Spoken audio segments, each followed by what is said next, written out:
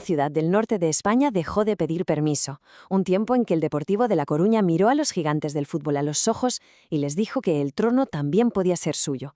No era Madrid, no era Barcelona, era el Superdepor, y durante unos años hizo creer al mundo entero que los milagros también jugaban en Riazor.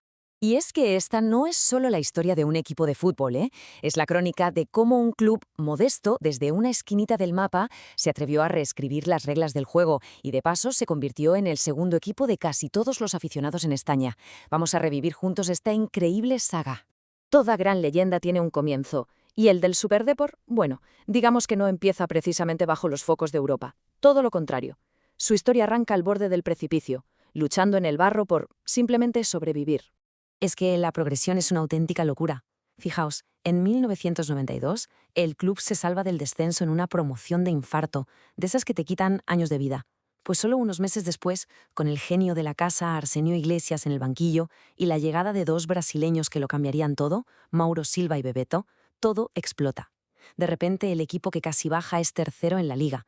Y ya para 1994, contra todo pronóstico, se planta en la última jornada dependiendo de sí mismo para ser campeón. Increíble.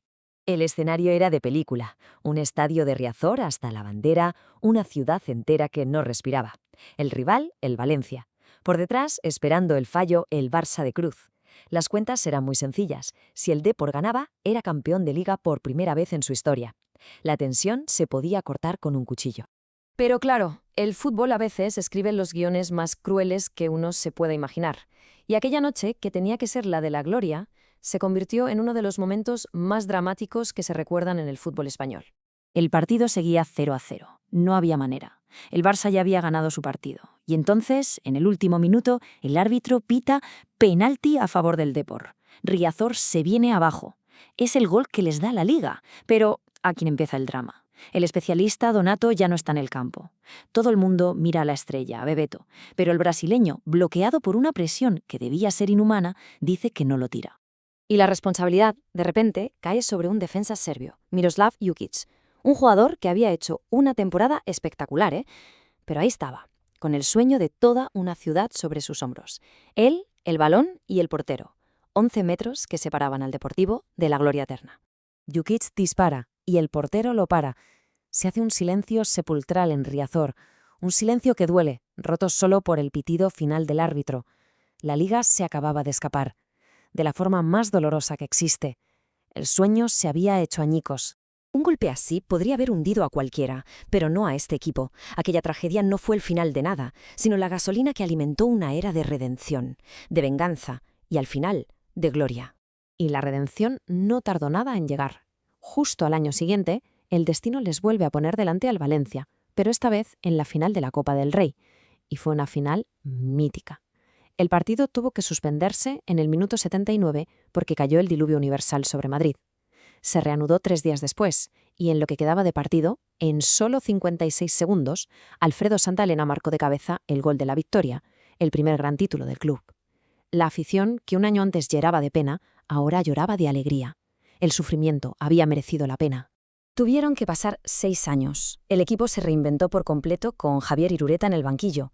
Llegaron nuevos talentos, como el mago impredecible Yalmiña, el genio silencioso Valerón y un delantero letal, Roy Mackay. Y otra vez se encontraron en la misma situación. Última jornada, en Riazor, dependiendo de sí mismos para ganar la liga.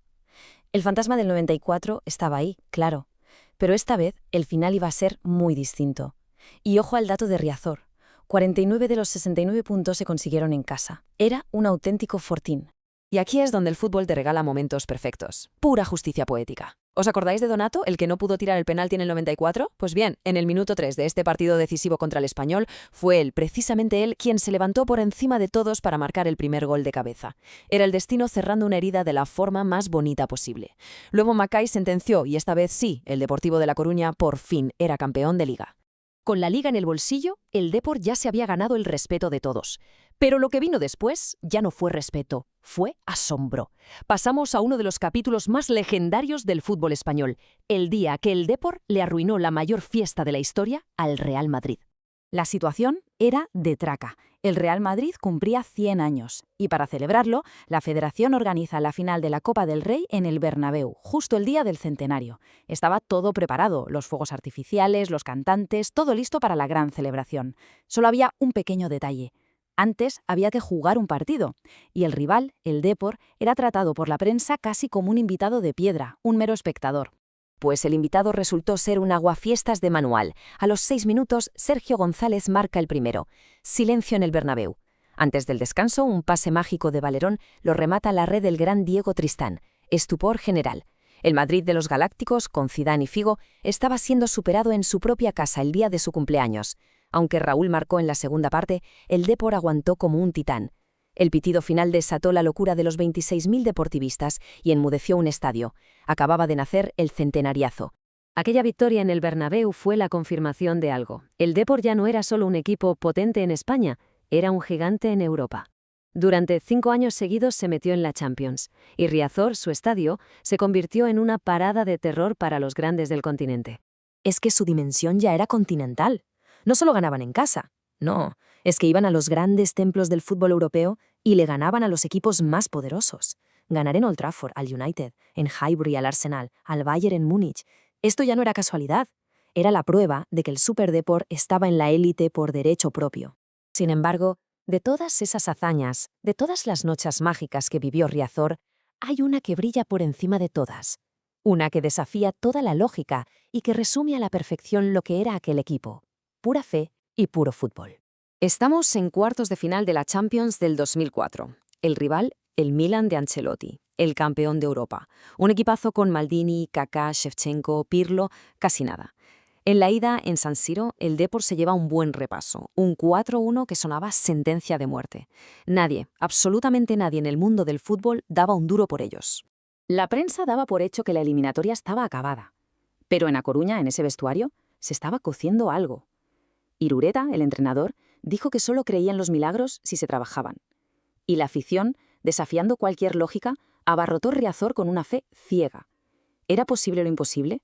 ¿Remontarle un 4-1 al todopoderoso campeón de Europa? Bueno, pues lo que pasó esa noche en Riazor fue un vendaval. En el minuto 5, Pandiani ya marcaba el primero.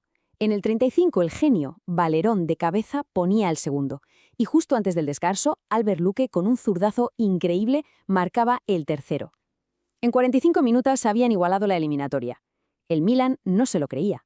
Y en el minuto 76, el capitán, la leyenda, Fran González, marcaba el cuarto, el 4-0. El campeón de Europa humillado y eliminado. Riazor había vivido una de las noches más épicas de la historia de la Champions League. Aquel Super Depor fue la demostración de que en el fútbol a veces los sueños se cumplen. Fue un equipo que se levantó de la derrota más cruel para tocar el cielo, que silenció al Bernabéu en su propia fiesta y que hizo temblar a toda Europa. Y la pregunta que nos deja su legado es clara. En el fútbol de hoy, tan dominado por el dinero, ¿volveremos a ver alguna vez a un equipo así? ¿Un equipo modesto que mira a los gigantes a los ojos y sin pedir permiso les arrebate el trono?